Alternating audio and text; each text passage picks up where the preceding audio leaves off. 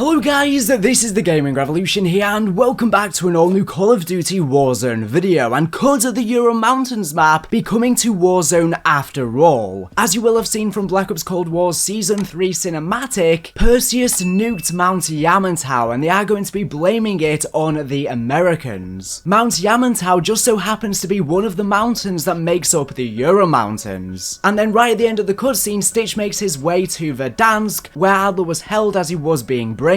So canonically in the game now, the Ural Mountains is right next to Verdansk, which is supposed to be in Kostovia, which makes absolutely no sense. In fact, on the new 1984 version of Verdansk, you can even see the nuke off in the distance from where Mount Yamantau was blown up. This doesn't make any sense, the geography just doesn't line up at all. It doesn't make any sense that Rebirth Island is also located just outside of Verdansk. Ever since the Black Ops Cold War and the Modern Warfare storyline have intertwined and connected via Warzone, I think they've just thrown all logic out of the window with Warzone storytelling. I wish the developers would just tell us this isn't canon, but it is canon. And the thing is, it wouldn't really matter that much if it was just the Battle Royale storyline, but because this ties into the zombie storyline and also the campaign storyline too, you would kind of want them to keep some sort of consistency or just say that this isn't canon. Especially because Verdansk isn't supposed to be next to a sea, but the Vodianoid ship came. But yeah, considering the Ural Mountains now takes place literally right next to Verdansk, I think we might end up seeing the Ural Mountains after all, and it might not be cancelled because the fact that they are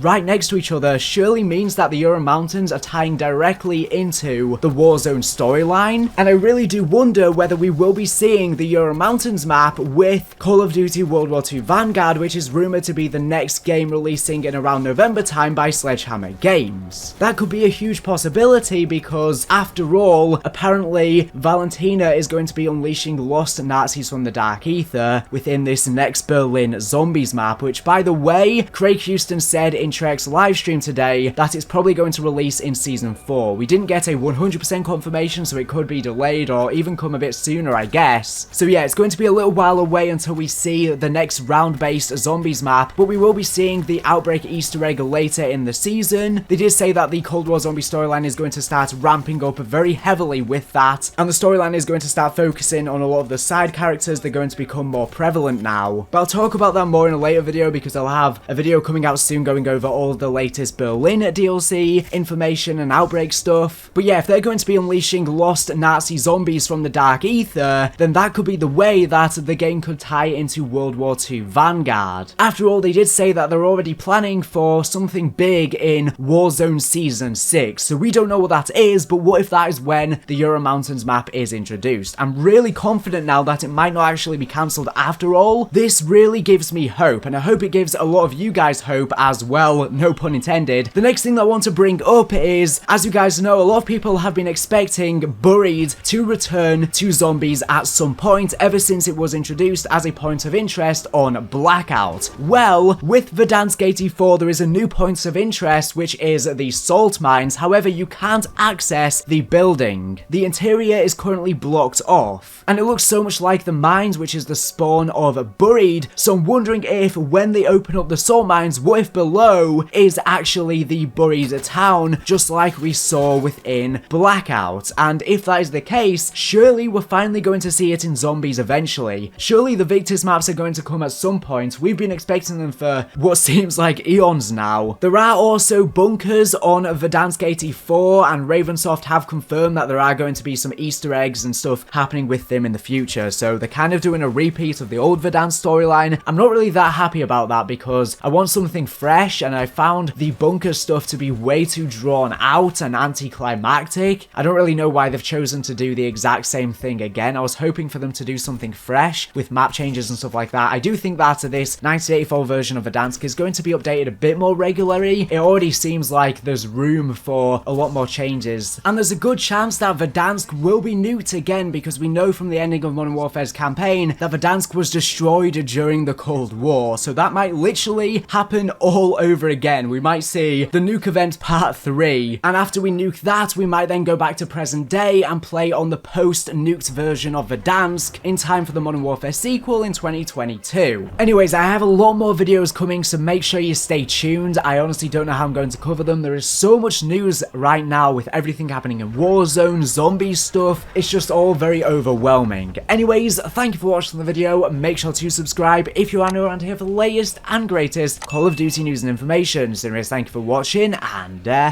bye.